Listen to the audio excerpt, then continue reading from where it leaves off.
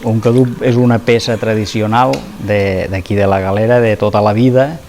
Abans els feien en grans quantitats i és una peça allargada i era de fang cuit que servia per atraure l'aigua en les nòries, en el sistema de reg de les nòries.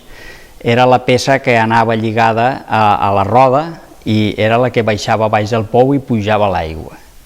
Això és un cadup.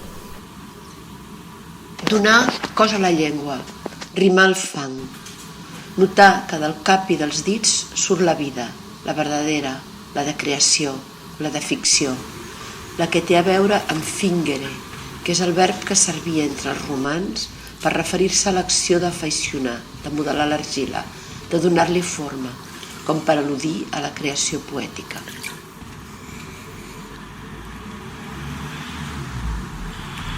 Què us pareix aquesta nova perspectiva? Basten estams i pistils? Mireu aquella barqueta que maniobre, l'argilenc de les teulades, el sol tardoral madur a les fatxades, a les copes daurades dels arbres. Mireu els transeünts entre clarobscurs. Sentiu com els corre l'aire i la sang? És una manera de diàleg amb els meus pares, que ja no hi són. També és una manera de processar el dol. El rostoll és el cereal, el blat segat, allò que en queda. Però justament el rostoll és necessari perquè el blat a continuació, més endavant, torni a créixer. Per tant, el rostoll no és només una conseqüència d'allò que ha passat, un rastre del passat, sinó que jo ho visc i ho vull transmetre com un camí cap al futur. En la ruta dels anys, sense mapes traçats, les cingleres roents. Un excés de talent, o avidesa excessiva, sota el somriure que ni una ortodòxia no va poder encarrilar vist que en el biaix m'entesto a créixer torta. Potser perquè com la magnòlia busco, delerosament, la llum. Aquest llibre, que surt després de 20 anys de silenci, que és el temps que fa que jo havia tret el meu darrer llibre, és un llibre que vol fer, d'una banda, un forat, no?, per tornar a recuperar l'escriptura i aquesta dimensió meva, però també alhora la idea de forat ve d'una cita de Brecht que diu que l'art és una ferida esdevinguda llum. No? Jo defenso en el llibre que qualsevol ferida, en el fons, és un forat cap endintre, però també, si mirem en fora, pot esdevenir una finestra i, per tant, una oportunitat de llum. I una mica aquella idea de que dels forats se n'aprèn.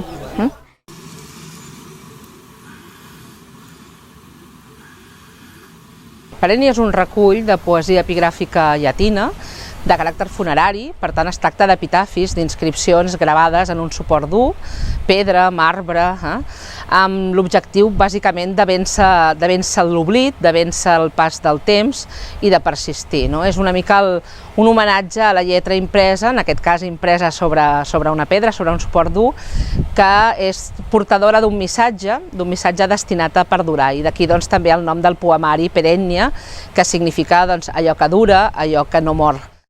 Annus quae vixis vigintiet unus et mensibus septem, genuitques me tres natos quod reliquit parvulos. Repleta quartum utero mense octavo ovit, attonitus capita nunquer sorum inspice, titulum merentis oro per legas libens, agnosces nomen coniuris grata emet.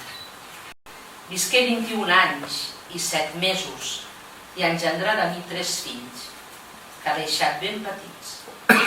Morí amb el quart al ventre, en el seu 8è mes. Mira ara atentament l'inici de tots els versos. Et demano que de bon grat llegeixis sencer l'epitafi de qui n'és mereixedora. Coneixeràs el nom de la meva dona grata. El corb és un símbol que jo agafo de la meva experiència al Japó.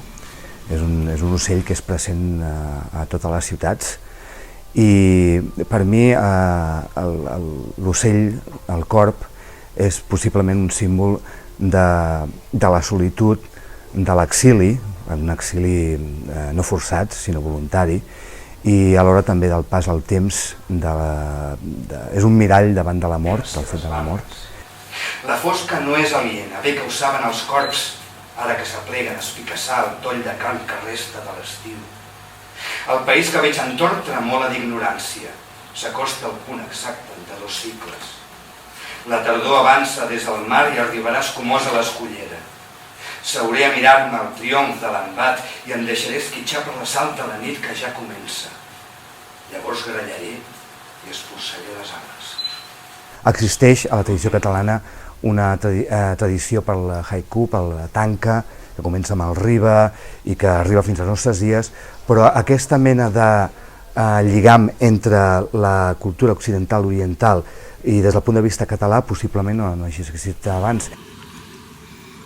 Crec que la poesia ens és necessària per recuperar també una mica part de la condició humana que en els temps atrafegats i una mica desarrelats en què vivim, d'algun lloc l'hem de treure. A mi em significa el fet de trobar una música que digui el que sento, que d'alguna manera converteixi el sentiment en una música.